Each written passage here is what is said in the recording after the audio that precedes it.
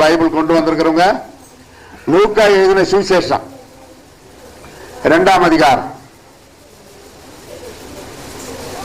லூக்கா 2 நானே படிக்கிறேன், கவனிங்க. நீங்க பைபிள் எடுத்து ஃபாலோ பண்ணுங்க போதும். லூக்கா 2ஆம் அதிகாரம் 25 முதல் 32 வரை நான் படிக்கிறேன், கவனிங்க.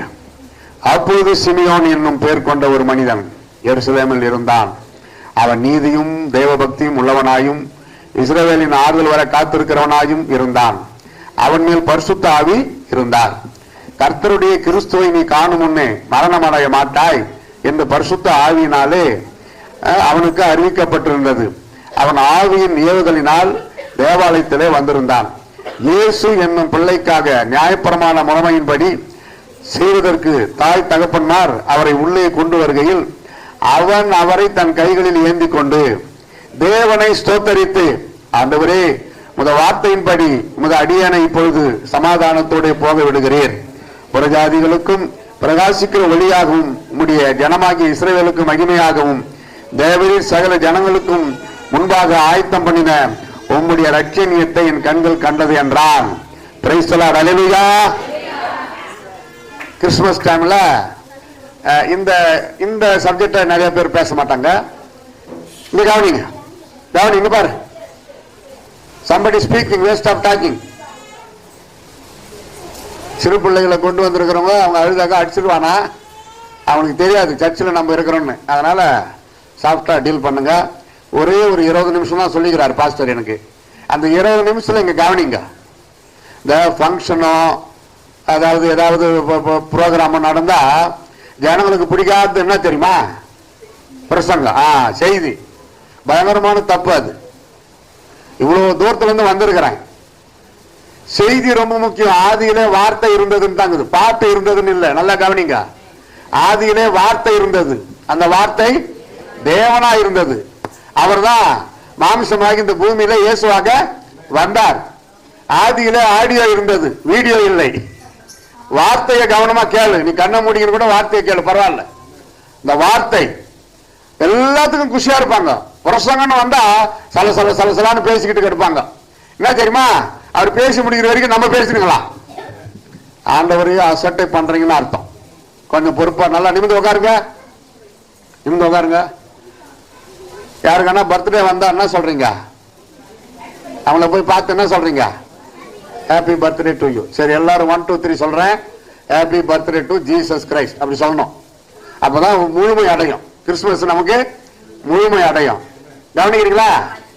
இங்க பாருங்க, இங்க கவனிங்க. இவ்வளவு தூரம் பேசினுங்கிற பக்கம் அக்கம் பார்த்துனுங்கிறீங்க. இங்க பாருங்க, ரெடி. என்ன சொல்லணும்? Happy birthday to Jesus Christ. Ready, 1 2 3. Happy birthday to Jesus Christ. சரி, தமிழ்ல சொல்லிடலாமா? இயேசு கிறிஸ்துக்கு பிறந்த நாள் வாழ்த்துக்கள் அப்படி சொல்லணும். இரு 1 2 3. இயேசு கிறிஸ்துவுக்கு பிறந்த நாள் வாழ்த்துக்கள். கை தட்டி கத்திர சோத்திரம் பண்ணலாமா? Price the Lord, price the Lord, price the Lord. ரொம்ப சந்தோஷம். உங்க முகத்துல ஒரு தெம்பு இருக்குது, ஒரு தெய்வீக பிரகாசமே இருக்குது, ஒளிவட்டம் தெரியுது. சாமுந்திரிகா லட்சணம் அப்படியே ஜொலிக்குது. சாமுந்திரிகா லட்சணம் ஏதோ வேற இந்துக்கள் சொல்ற பாஷை நினைக்காதீங்க, அது பைந்தமிழ். சாமுந்திரிகா லட்சணம்னா முகத்துல ஒரு அமைப்பு சொல்லுவாங்க. அப்படி ஒளிவட்டம் தெரியுது. சாமுந்திரிகா லட்சணம்னா ஒரு ஃப்ரெஷ், எல்லாம் தெம்பா இருக்கிறீங்க, மகிழ்ச்சி இருக்கிற நேரத்தில் இந்த வசனங்களை படிச்சோம் இல்லையா? அருமையான வார்த்தை.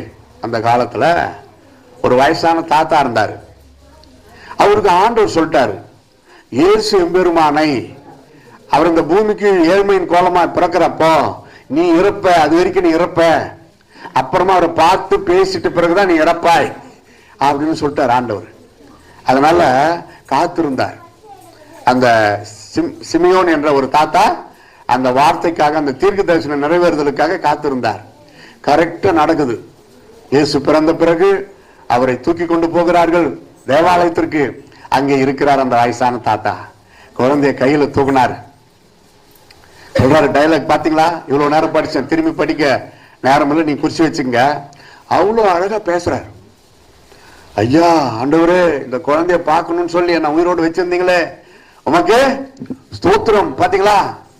என்ன சொல்றாரு பாருங்க, தேவனை ஸ்தோத்தரித்து 28 அவன் அவரை தன் கைகளில் ஏந்தி கொண்டு தேவனை ஸ்தோத்தரித்து அவன் சிமியோன் அவரை இயேசுவை அப்படியே தூக்கிட்டாரு. குழந்தைன்னா யாருக்கு தான் பிடிக்காது? பிறந்த குழந்தை எவ்வளவு லேசா இருக்குல்ல, அழகா தூக்கிட்டாரு. அப்புறம் பாருங்க, ஆண்டவரே உங்க வார்த்தையின்படி உமது அடியேனை இப்பொழுது சமாதானத்தோடு போக விடுகிறீர். நல்லா தெரிஞ்சுங்க, இயேசுவை பார்த்தால் தான் சமாதானம், இயேசுவின் வார்த்தையை கேட்டால் தான் சமாதானம். அல்லேலூயா சொல்லுங்க. இயேசுவை பார்த்திருக்கிறீங்களா? வசனத்தை படிங்க, அதுதான் இயேசுவை பார்ப்பதற்கு சமானம். அல்லேலூயா. இயேசுவை பார்க்க முடியுமா? வார்த்தையின் மூலமாய் முடியும். இயேசுவை நாம் எங்கே காணலாம்? அவர் பேசுவதை எங்கே கேட்கலாம்? ஒரு பாட்டு, பழைய பாட்டு, அங்க பார்க்க முடியுமா இங்க பார்க்க முடியுமா, ஓடுகின்ற அருவியில எல்லாம் பாடிக்கிட்டு வந்து கடைசியில எப்படி முடிக்கிறாரு? அருமையா முடிக்கிறாரு. கண்ணிரண்டும் புனலாக நெஞ்சம் அனலாக மண்டியிட்டு விழுந்தேன் நான் திருமறை முன்பாக. திருமறை என்றால் அதுதான் பரிசுத்த வேதாகமம். விண்ணரசர் அன்புடனே கண் விழித்து பார் என்றார், கண் விழித்தேன் என் முன்னே கர்த்தர் இயேசு நின்றார். எப்படி நின்றார்? வசனத்தெல்லாம் படிச்சுட்டு நம்ம ஜெபிக்கிறப்ப நம்ம மனக்கண் முன்பாக தோன்றுகிறார். அல்லேலூயா. அதான் அதுக்கு அர்த்தம். அப்போ அந்த ரட்சண்யத்தை என் கண்கள் கண்டது என்று இருப்பார். அதுதான் நான் முடிச்சேன் அந்த வசனம் 32. உம்முடைய ரட்சண்யத்தை என் கண்கள் கண்டது. இயேசு இல்லாம ரட்சிப்பு கிடையாது. ரட்சண்யம் ரட்சிப்பு ரெண்டு ஒண்ணுதான். அது வந்து சிலடையா சொல்றாரு. ரட்சண்யம் கிறிஸ்துமஸ் உடைய ஆலோசனை நான் வந்ததற்கு ஒரு விசேஷத்தை செய்தி, நியூ தாட்ஸ். கிறிஸ்துமஸ் பத்தி பல செய்தி இருக்குது. இன்னைக்கு வரைக்கும் புது செய்திகள் உருவாக்கி கொண்டுதான் இருக்கிறது. கிறிஸ்துமஸ் பற்றி இன்னைக்கு வரைக்கும் புது பாட்டு எழுதி பாடிக்கொண்டுதான் இருக்கிறோம். என்ன சந்தோஷம்! ஒவ்வொரு வருஷமும் அந்த பாட்டு எழுதுறவங்க கிறிஸ்துமஸ் பாட்டு புதுசு புதுசா எழுதுறாங்க. பெத்தலையில் பிறந்தவரை பாட்டு போற்றி துதி மனமே அந்த காலத்துல இருந்து இன்னைக்கு வரைக்கும் புது புது பாட்டு வந்து கொண்டே இருக்கிறது. நாங்கெல்லாம் சின்ன பசங்களும் இதை தான் பாடி தூங்கின்னு இருக்கிற ஒவ்வொரு வீட்டாண்டு போய் இந்த வெங்காய பட்டாசை போட்டு ஒடிச்சு டபால் டபால்னு வடிக்க வச்சு எழுப்புவோம். நாங்க சின்ன பசங்க, எங்க அண்ணன், நானு, எங்க தம்பி கிறிஸ்துவ வீட்டாண்டெல்லாம் போயிட்டு காலங்காத்தால, அதாவது இன்னைக்கு விடியற் கால, அதாவது இன்னைக்கு முடிய போது நாளைக்கு தவணுத கிறிஸ்துமஸ் அப்போ 4 மணிக்கு எழுந்து நாங்க முதல்ல எங்க வீட்டுல கிறிஸ்துமஸ் பாட்டு ஜபம் பண்ணி பைபிள் வச்சிருவோம். திருப்தியா முடிச்சிருவோம். நாங்க கொண்டாடிடுவோம். அப்புறம் தெருவுக்கு போவோம். ஒரு 5-6 கிறிஸ்தவ குடும்பம் எங்க கிராமம். இப்ப நிறைய பேர் ஆயிட்டாங்க. ஒரு கிறிஸ்துவ வீட்டாண்டு போய் இந்த வெங்காய பட்டாசு செவத்துல வச்சு அடிப்போம். டமால். அவனுக்கு தெரியும் பவுல் வந்திருக்கிறான் கிறிஸ்துமஸ்னால. ஏந்திரு ஏந்திரு ஏந்திரு. அப்புறம் வாங்கப்பா வாங்கப்பா. அவங்க வீட்டுல ஒரு பாட்டு, ஒரு ஜபம், ஒரு வேத வாசிப்பு, கிறிஸ்துமஸ் வாழ்த்து அப்படி சொல்லிட்டு வருவோம். அப்போ ஒரு கிளுகிழுப்பு, என்னதான் ஆவிக்குரியவங்கள நம்ம இருந்தாலும் இந்த கிறிஸ்துமஸ் புத்தாண்டு ஒரு கிளுகிழுப்பு இருக்குது. நம்ம மனிதர்கள் தானே. கிறிஸ்துமஸ் கொண்டாடக்கூடாது, அதெல்லாம் தப்புன்னுவாங்க. நான் சொல்றேன் கொண்டாடணும், நல்லா ரிலாக்ஸா இருக்கணும். புது துணி வாங்கி போடுங்க, பரவாயில்ல. நம்ம பர்த்டேக்கு நம்ம புது துணி வாங்கி போடுறோம். இயேசு கிறிஸ்து பர்த்டேக்கு நம்ம புது துணி வாங்கி போடுறோம். நல்லா தாட்சி தானே? ஆமா, நல்லா ஐயா சொன்னார் ஆராதனையில, நல்லா தான் இருந்துச்சு. அது இப்போ போட்டீங்களா புது துணி எல்லாம்? நாளைக்கு கூட போடலாம். நீங்க நான் போட்டுக்கிட்டு புது துணி இல்ல, பழசுதான். அது புதுசா ஆக்கி நான் போடுவேன். ஊழியக்காரங்க எல்லாம் யாரும் புது துணி போட மாட்டாங்க கிறிஸ்துமஸ் அன்னைக்கு. அது இடையில பணம் கிடைக்கும், அப்ப போட்டுக்குவோம். முக்கியமா நாங்க பணம் கொடுத்துருந்தா வாங்க மாட்டோம், அது தானே தேடி வரும். அப்படிதான் எங்க அனுபவம். என்னங்கய்யா? ஆமா, பிரைஸ் எல்லாம் சும்மா பவன் பிரதர் இயேசு பாலகனா ஏழ்மையால் பிறந்தார் அப்படி எல்லாம் சொல்றாரு. அவர் மட்டும் டிப் டாப்பா வாட்ட சாட்டமா போட்டுக்கிறாருன்னு. இந்த டையை ஒரு ஐயா கொடுத்தாரு ஓசி. இந்த கோட்டு லூதியானால ஒரு ஐயா வாங்கி என்னை கூட்டிக்கிட்டு போய் வாங்கி கொடுத்தாரு கடையில. இப்படிதான் நம்ம இதுக்கெல்லாம் பணம் தனியா செலவு பண்ணி வாங்குறதே கிடையாது, நம்ம எதிர்பார்க்கறதும் கிடையாது. என் வாலிப பருவத்துல என் சொக்கா 3 சட்டை இருப்போம். 3 சட்டை தான் காலேஜில் படிக்கிறப்போ. அதுல 2 நல்லா டார்க் டாரா கிழிஞ்சிருக்கும், 1 மட்டும் ரொம்ப நல்லா இருக்கும். அது 1 மேல ஒரு பையனுக்கு கண்ணு, என்கிட்ட படிக்கிற ஃப்ரெண்டுக்கு, டே டே டே இந்த சட்டை எனக்கு கொடுத்துடுறா, நான் துட்டு பணம் தரேன்னா. முடியாது, இது ஒண்ணுதான் இருக்குது என்கிட்ட நல்லா.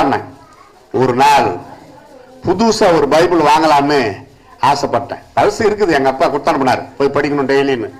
எனக்கு ஒரு ஆசை, நானே சொந்தமா ஒரு புது பைபிள வாங்கணும் பார்த்தேன். அந்த சொக்காவை தொழிச்சு ஆயின் பண்ணி அவனுக்கு வித்துட்டேன். வித்துட்டு பைபிள் வாங்கிட்டேன். இன்னும் சந்தோஷம். படிக்க படிக்க படிக்க படிக்க படிக்க 6 தடவை ராத்திரி பகலா என் உள்ளமெல்லாம் பரவசம் அடைந்தது. ரூம்ல உக்காந்துக்கிறேன், ஏசப்பா பேசுறாரு. என்ன பைபிள் வாங்கறதுக்கு சொக்காவே வித்தல்ல, இனிமேட்டு உனக்கு பைபிளுக்கும் பஞ்சம் வராது, ஆடைகளுக்கும் பஞ்சம் வராதுன்னாரு. ஒரு 2 மாதிரி பேசினாரு. எனக்கு தானே சொன்னாரு, எனக்கு மட்டும் தானே கொடுக்கணும் துணி பைபிள் எல்லாம்.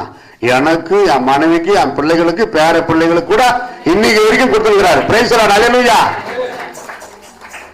பார்சல் வருதுயா, பேண்ட் சட்டை கரெக்டா இருக்குது. இப்படி அளவு அவங்களுக்கு தெரியும். சொல்றாங்க, உங்கள மாதிரியே ஒருத்தர் ரோட்ல போயிருந்தாரு, அந்த அளவை கொடுத்துட்டேன், தச்சு அனுப்பிட்டேன், ஏன் போட்டுங்க சந்தோஷமா. யாரோ யார் பெற்ற குழந்தைங்களோ பசங்களோ இப்படிதான் ஆண்டவர் நடத்துறாரு. அத ஏசப்பா சொன்னாரு, உணவுக்காக உடைக்காக நாளைக்காக நீங்கள் கவலைப்படுகிறது ஏன்? பரமபிதா எல்லாவற்றையும் அறிந்திருக்கிறார், கவலைப்படவே கூடாது. சில இடத்துல கிறிஸ்துமஸ் வந்தாதான் துணிக்கு சண்டையே வரும், துணிக்காக சண்டையே வரும். இல்ல வீட்டுல சில இடத்துல சாப்பாட்டுல சண்டை வரும், பிரியாணியில சண்டை வரும்.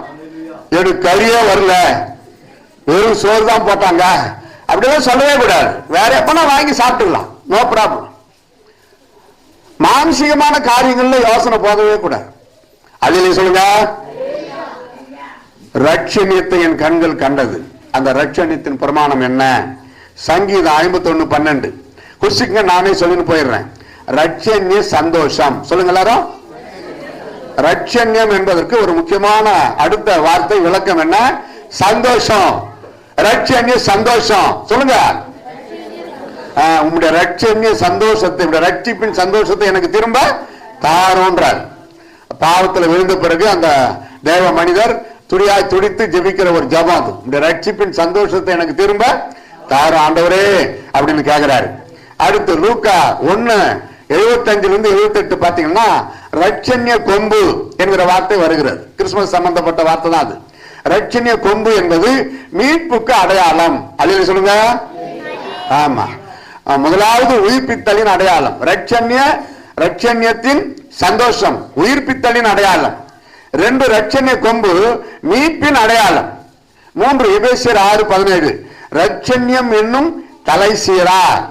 சோ இப்ப பாஷையில ஹெல்மெட், மோட்டார் சைக்கிள்ல போனா ஹெல்மெட் போட்டு போனோம்னு ஏன் சொல்றாங்க கவர்மெண்ட்னா, நம்ம தலைக்கு பாதுகாப்பு. கவர்மெண்ட் சும்மாவா சொல்லுது, நம்ம நல்லதுக்கு தான் சொல்லுது.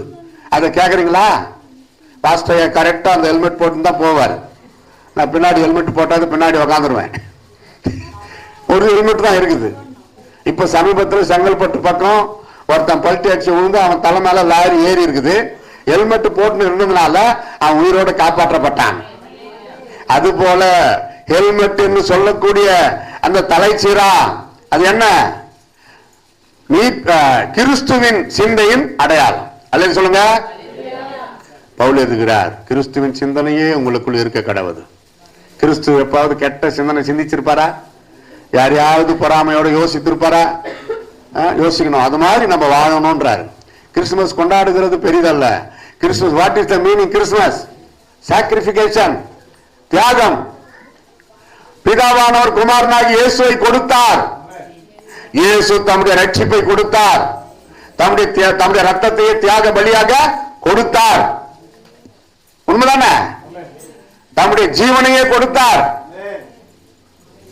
பரிசுத்த ஆவியை கொடுத்தார். பாருங்க, அவர் உயிர் தெரிந்த பிறகு கூட சும்மா இல்ல, பரலோகம் போய் சேர்ந்த பிறகு பரிசுத்த ஆவி கொடுத்தார். வெற்றி உள்ள வாழ்க்கை வாழ பரிசுத்த ஆவியானவர் நமக்கு கிருபை வரங்களை இன்று வரைக்கும் கொடுத்து கொண்டே இருக்கிறார். கையை தட்டு. Price the Lord. இதுக்கு மேல வேற யாரும் கிடையாது. பிதா, குமாரன், பரிசுத்தர். இதுக்கு மேல யாரும் கிடையாது. இதுக்கு மேல நடக்க போறது இயேசு வரப்போகிறார். அவர் வருகைக்கு ஆவலோடு காத்திருக்கணும். முதல் வருகை இயேசு பாலகனாக இந்த பூமிக்கு வந்தார். 2வது வருகை அவரை ஏற்றுக்கொண்டு அவருடைய பிள்ளைகளை எடுத்துக்கொண்டு செல்ல மீண்டும் திரும்ப வரப்போகிறார். கிறிஸ்துமஸ் கொண்டாடுகிற சகோதரா சகோதரி, இயேசு வருகைக்கு நீ ஆயத்தமா இருக்கிறாயா? யோசிக்கணும். அந்த சிந்தனையோட நம்ம போனோம். அந்த சிந்தனை நல்ல சிந்தனை, இயேசு கிறிஸ்துக்குள்ள இருந்த அந்த நல்ல சிந்தனை உங்களுக்குள்ள இருக்க கடவுள்ன்றார். சங்கீதம் 95:1 ரட்சண்ய கண்மலை. இது பாதுகாப்பின் அடையாளம். நமக்கு இயேசுதான் பாதுகாப்பு. அல்ல சொல்லுங்க. ஆமா, அரசியல் தலைவர்களுக்கு முன்னாடி பின்னாடி 5-10 பேர் போறாங்க பாதுகாப்பு. நமக்கெல்லாம் அப்படி யாரும் வர்றதில்லை. நான் ஒன்றியா தான் பஸ்ல வந்து சேர்ந்தேன்.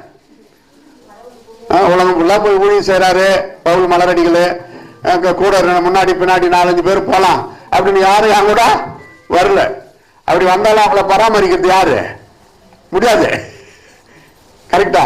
ஆனா ஆண்டவர் சொல்றாரு, தேவ தூதர்களை உனக்கு நான் பாதுகாப்பாக வைக்கிறேன். உன் கால்கள் இடராதபடி அவர்கள் உன்னை காப்பாற்றுவார்கள், உன்னை தம் கரங்களில் ஏந்திக் கொள்வார்கள்.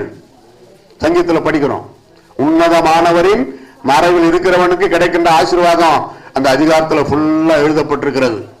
அதனால நம்பி இயேசுநாதருடைய ஊழியத்துக்கு நம்ம எங்கனாலும் போய் சொல்லலாம், பாட்டு பாடலாம், ஜெபம் பண்ணலாம்.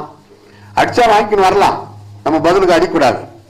இயேசு கிறிஸ்து பதிலுக்கு அடிக்க சொல்லலையே, அவர் கற்றுக் கொடுத்தது அன்பின் பிரமாணம். அல்லேலூயா சொல்லுங்க.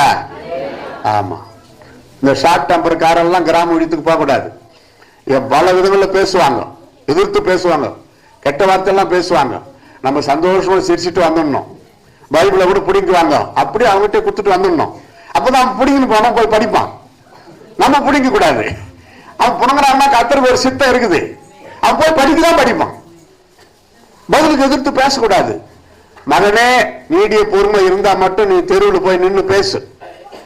எத்தனை நேரத்துல தெருவில் நின்று நான் பேசிருக்கிறேன். பெரிய பெரிய கொம்பு எடுத்துன்னு வந்துட்டாங்க அடிக்கிறதுக்கு.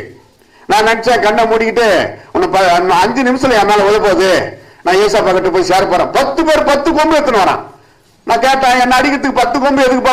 ஒண்ணு போதும். அப்படியே நின்ட்டாங்க. அடிக்கிறதுக்கு தான் நான் வந்தீங்க, வந்து அடிங்க. என்னன்னு தெரியல சார், இதுக்கு மேல எங்களால வரவே முடியலன்ட்டாங்க. ஓஹோ, அப்பதான் யோசித்தேன், நம்மளுக்கு பாதுகாப்பு கொடுத்துட்டாரு ஆண்டவர். அல்லேலூயா. ஃபைனல் சங்கீதம் 32:5 இரட்சண்ய பாடல்கள், அது துதியின் அடையாளம். சொல்லுங்க, துதியின் அடையாளம். பாருங்க, ஒண்ணு சொல்றேன். ரட்சண்ய சந்தோஷம், ரட்சண்ய கொம்பு, ரட்சண்ய தலைசிரா, ரட்சண்ய கண்மலை, ரட்சண்ய பாடல்கள். ரட்சண்யம் அவர் ஏற்றுக்கொள்வதால் ரட்சிப்பு. ரோமர் 10:9-10, 1 கொரிந்தியர் 6:11. இது அவர் ஏற்றுக்கொள்கிறதால் கிடைக்கின்ற ரட்சிப்பை குறிக்கிறது. பந்தகோஸ்தே கிறிஸ்துவங்களா இருப்பாங்க சிலரு, ரட்சிக்கப்பட்டிருக்கிறீங்களான்னு கேட்டா அது என்னமோ எனக்கு ஒண்ணுமே தெரியலையே அப்படின்வாங்க. எவ்வளவு, அதாவது அந்த மாதிரி பதிலே வரக்கூடாது. அப்ப தெரியல, அப்படி இருக்கவே கூடாது. உங்களுடைய ரட்சண்யம், ரட்சிக்க பாவிகளை ரட்சிக்க கிறிஸ்து இயேசு இந்த உலகத்திற்கு வந்தார், அப்படிதான் இருக்குது. அடுத்தது பாருங்க, அவரை அறிகிற அறிவினால் ரட்சிப்பு. ரோமர் 12:2, யாக்கோபு 1:21. ஒரு குழந்தை பிறக்கிறது என்றால் அது வளரணும். கவனிக்கிறீங்களா? ஒரு குழந்தை பிறக்குதா, தூக்கி கொஞ்சம் இல்ல, சவரம், முத்து எல்லாம் சொல்லி கொஞ்சம் குழாவரும். 25 வருஷம் ஆகியும் அது குழந்தையாவே இருந்தா கொஞ்சுவீங்களா? இதுனா பிறவி, ஐயோ ஒண்ணுமே புரியலையே ஆண்டவரே நீ எடுத்துக்கினா கூட பரவாயில்லன்னு சொல்ற அளவுக்கு ஆயிடும். அதே போல ரட்சிக்கப்பட்ட பிள்ளைகள் ஆவிக்குரிய வாழ்க்கையில வளரணும், வசனங்களை மனப்பாடம் பண்ணணும், ஜபிக்க கற்றுக்கொள்ளணும், உபாச ஜபத்துக்கு கற்றுக்கொள்ளணும். உபாசமா அப்படி கேட்கவே கூடாது. உபவாசம் எப்படி சாப்பாட்டுக்கு முக்கியத்துவம் கொடுக்கிறோமோ அதே போல உபவாசம் இருந்து ஜெபிக்கவும் நம்ம கற்றுக்கொள்ளணும். உபவாசம் எனக்கு ரொம்ப பிடிக்கும்.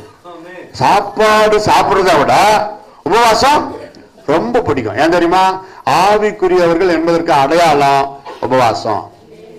உங்களுக்கு நான் கேரண்டி கொடுக்குறேன், எனக்கு சுகர் இருக்குது, எனக்கு பிபி இருக்குது, நான் கரெக்ட் டைமுக்கு சாப்பிட்டாதான், சாப்பிட வேண்டிய நேரத்தில் சாப்பிடுங்க. உபவாசம் இருக்கிறப்போ கண்டிப்பா ஆண்டவர் உங்களை சமமா காப்பாற்றுவார். No any doubt. எத்தனை ஊழியக்கார் 400-420 பிபி சுகர் வச்சுக்கிட்டு உபவாசம் இருக்கிறாங்க. போட்டோம்னா இப்போ ஆண்டவர் கிட்ட தானே போய் சேர போறோம் அப்படின்னு சொல்லி தாழ்மை. What is the meaning? Christmas முதலாவது சாக்ரிபிகேஷன், தியாகம், கொடுத்தது, பரலோகம் கொடுத்தது, பூமி வாங்கியது. அடுத்தது என்ன? தாழ்மை. தாழ்மையா இயேசு இந்த பூமியில வந்தார். அவரை மாதிரி தாழ்மை இந்த உலகத்துல யாருமே கிடையாது. பெருமை இருக்கவே கூடாது. இன்னைக்கு ஒரு தீர்மானம் பண்ணுங்க, நான் தியாகமா வாழ்வேன், நான் பெருமைக்கு இடம் கொடுக்க மாட்டேன், நான் பரிசுத்தமா வாழ்வேன், ஆண்டவருக்கு பிடிக்காத எந்த காரியத்திலும் நான் தலையிடவே மாட்டேன். அப்படி எல்லாம் ஒப்பு கொடுங்க. பண்டிகை கிறிஸ்தவர்களா இருக்கக்கூடாது. பண்டிகை கிறிஸ்தவர்கள் கேரல் சர்வீஸ், புத்தாடைகள், ஸ்வீட்டு, காரம், காஃபி, பிரியாணி, அதோட க்ளோஸ். அப்படி ஆயிடக்கூடாது. தாழ்மையை தரித்துக் கொள்ளுங்கள். உள்ளம் யோசிக்கணும். இயேசு தாழ்மையான அந்த பிறப்பை பற்றி யோசிக்கணும். தம்பி பாப்பா இங்க கவனி. ஒரு ஹாஸ்டல்ல இது நடந்த நிகழ்ச்சி, இது சொல்லி நான் முடிக்கிறேன். ஒரு கிறிஸ்தவ ஹாஸ்டல்ல சப்போஸ் கிறிஸ்துமஸ் கொண்டாடினாங்க. அதாவது கிறிஸ்துமஸுக்கு பசங்க எல்லாரும் வீட்டுக்கு போகணும் இல்லையா, அதனால அதுக்கு முன்னாடியே கொண்டாடி அனுப்பிடுவாங்க. நான் கூட கிறிஸ்தவ ஹாஸ்டல்ல தான் வளர்ந்தேன். ஐடி காலேஜ் படிக்கிறப்போ தங்கியிருந்த ஹாஸ்டல் கிறிஸ்தவ ஹாஸ்டல். அப்போ கிறிஸ்துமஸுக்கு முன்னாடி ஒரு சப்போஸ் கிறிஸ்துமஸ், அப்போ இயேசு பிறப்பை பற்றி நாடகம். எனக்கு கூட 3 இது கொடுத்தாங்க.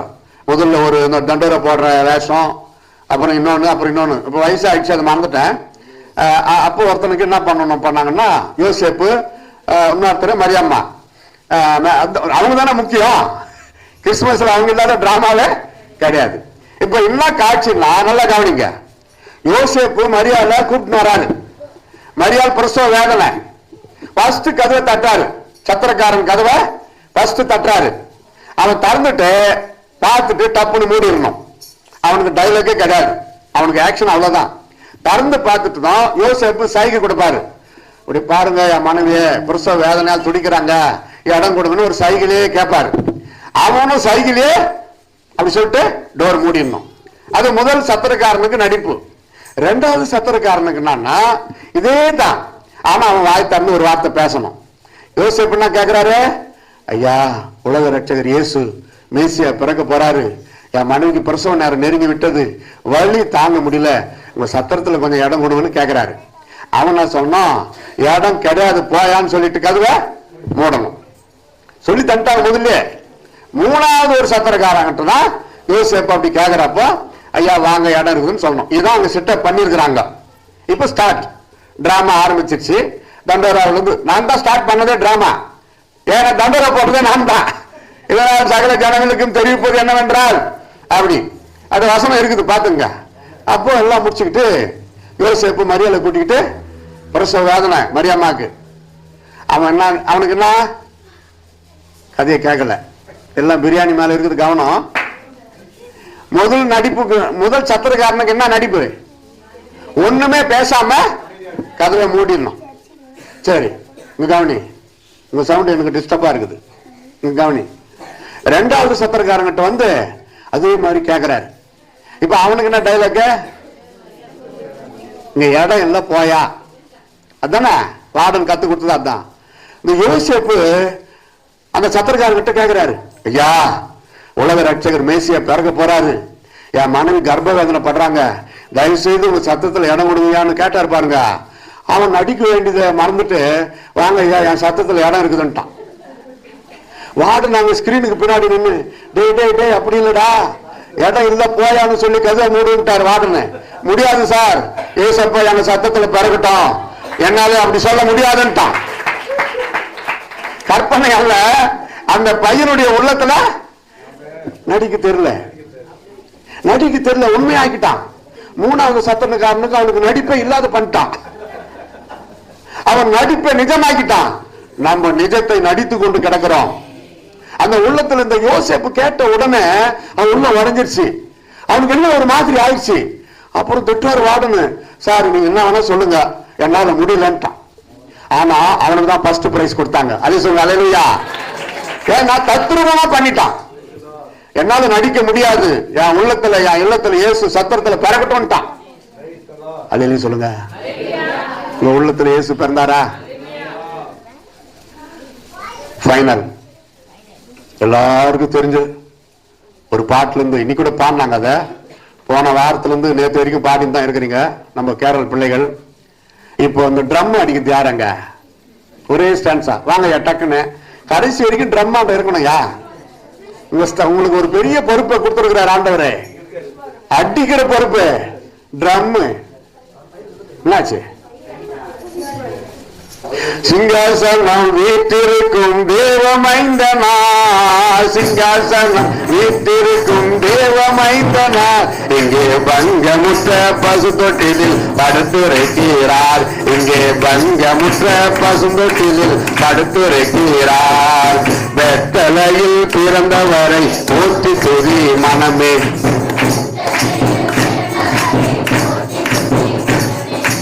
இங்கடைவாய் அன்பு வைத்த எம்பெருமானை, எல்லாரும் இங்கடைவாய் அன்பு வைத்த எம்பெருமானை நாம் என்னமுடன் போய் துதிக்க ஏகிடுவோமே. நாம் என்னமுடன் போய் துதிக்க ஏகிடுவோமே. எல்லாரும் வெத்தலையில் பிறந்தவரை போற்றி துதி மனமே. இன்னும் வெத்தலையில் பிறந்தவரை போற்றி துதி மனமே. முடிக்க மனமின்றி முடிக்கிறேன்.